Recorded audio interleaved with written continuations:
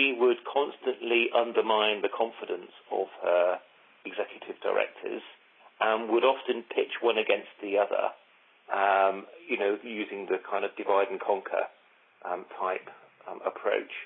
And I think the non-exec directors recognized that actually the chief exec needed to be replaced, and worked with the area health authority to move her out. And she did so. And of course, because of the emotional attachment that the chief exec had with the exec directors, what happened was an interesting emotional response. In as much as the day after the chief exec was fired, she attended an exec meeting and they refused point blank to talk with her.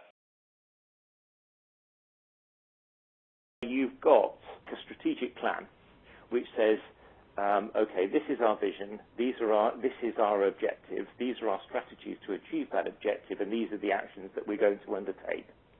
And you can have that refined in whatever way you want. The challenge is that they're not making progress towards those goals because the relationships within the organization aren't right. And the crux of where those relationships begin to go wrong or aren't right is within the executive or the board. And they go out like a ripple effect and affect the achievement or not of their strategic aims. So the work that, if you like, I've done in that facilitation is to help get, at that very senior level, the behaviours on the right track. We worked with them for a day and a half, so they had an overnight.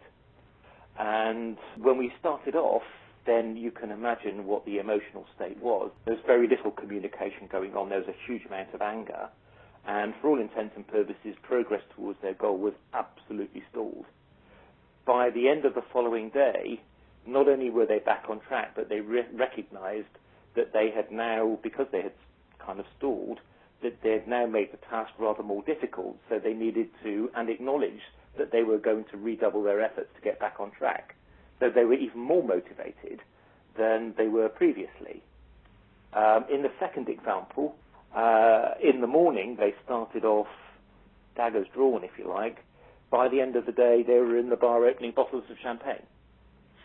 So, emotionally, this is quite a turnaround, and that really does help the organisation, because these people are in control of the organisation, get back on track.